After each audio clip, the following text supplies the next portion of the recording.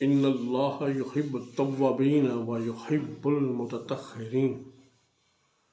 اللہ رب العزت فرماتے ہیں بلا شکر اللہ توبہ کرنے والوں اور نہایت عمدہ طریقے سے پاکیزگی حاصل کرنے والوں کو پسند فرماتا ہے۔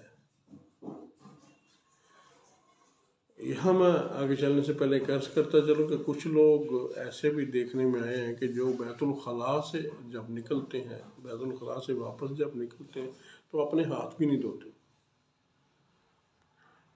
ٹھیک ہے، لیکن ہمارا دین اسلام بڑا ستھرا سا دین ہے، صاف ستھرا سا دین ہے، صفائی ستھرائی کا بڑا دھیان رکھنا پڑتا ہے اس میں۔ تو یہ جس طرح بھی آیت کریمہ تلاوت فرمائی سورۃ البقرہ کی آیت نمبر 222 ہے، اور بلا شبہ اللہ توبہ کرنے والوں اور نہایت عمدہ طریقے سے پاکیزگی اختیار کرنے والوں کو اللہ پسند فرماتا ہے۔ تو اسلام ہمارا ایسا دین ہے جو تزکیہ، طہارت، نفاست کی تعلیم دیتا ہے۔ جب تک مومن کا بدن، لباس نماز کی جگہ پاک نہ ہو، نماز ادا کرنے کا اہل ہی نہیں ہوتا۔ قضائے حاجت کے بعد ہاتھ دھونا طبعی نفاست کی دلیل ہے۔ ڈاکٹر حضرات کا بھی یہی مشورہ ہے کہ قضائے حاجت کے بعد صابن سے ہاتھ دھو لیا کریں، ورنہ یرغان کا مرض لاحق ہونے کا خدشہ ہوتا ہے۔ یعنی ہاتھ آپ کے سیپٹک ہو سکتے ہیں، جراثیم سرایت کر سکتے ہیں، معدے کی تکلیفیں ہو سکتی ہیں۔ تو یہ تو خیر ڈاکٹر صاحبان کہتے ہیں نا جی، لیکن یہ ہوں یا نہ ہوں، ہمیں دین جو سکھاتا ہے وہ یہ سکھاتا ہے کہ آپ نے اپنے ہاتھ اچھی طرح سے دھونے ہیں، اچھی طرح سے ہاتھ آپ نے دھونے ہیں، صفائی کا اچھی طرح سے دھیان رکھنا ہے۔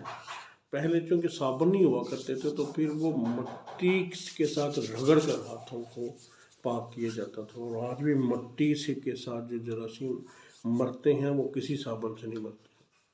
بہرحال آج کل صابن ہے تو آج کل صابن سے ہاتھ دھو لیا کریں۔ اللہ رب العزت ہمیں پاکی کی توفیق عطا فرمائے۔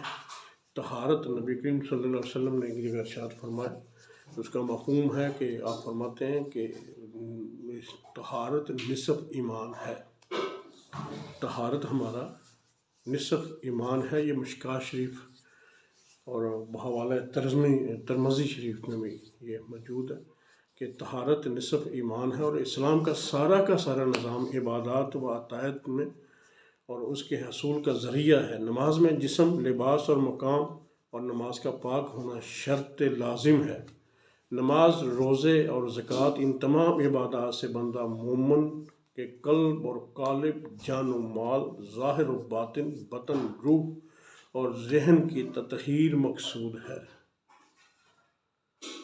یہ میرے پوری ایک لائن آپ کے سامنے جو بول گیا ہوں نا جی، یہ لائن آپ کا پوری طہارت کی وہ اللہ رب العزت ہمیں طہارت میں رہنے کی توفیق عطا فرمائے، پاک صاف رہنے کی توفیق عطا فرمائے۔ میں پھر بولتا ہوں کہ نماز، روزے اور زکوٰۃ، ان تمام عبادات سے بندہ مومن کے قلب اور قالب، جان اور مال، ظاہر اور باطن، بدن اور روح، ذہن کی تطہیر مقصود ہے، یعنی ذہن کی صفائی مقصود ہے۔ اس سے انسان میں